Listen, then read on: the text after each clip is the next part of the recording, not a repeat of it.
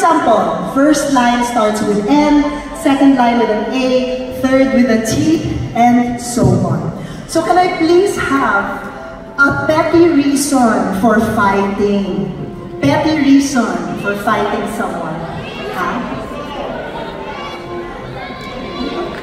Bitin ang kumot.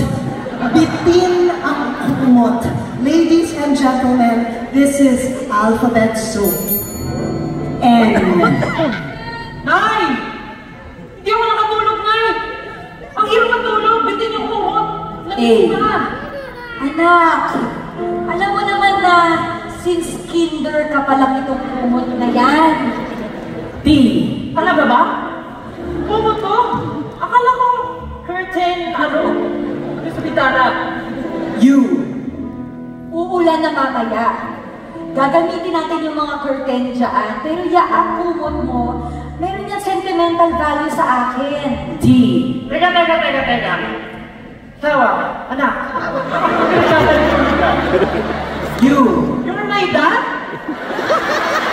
Really? You're my dad? R. Look at my face. Diba, magkalapit lamang? O. Oo, magkalapit na magkalapit. Alam mo, honey, ito kasi, yung anak natin, ang raming reklamo sa buhay. G. Gangster ko dati! Ano ba natin dati? Gangster ko eh! Oh, look at me, I'm so kind. N. Nak! Bakit ka nagkakaganyan? Hindi ka pinalaki ng nanay mo para sagutin ako. A. Of course, I have many reasons. This is me, and that is you, and that's my mother. T. Tama na ang pag-aaway ninyo, okay? Anak, kailangan kong aminin sa'yo. U.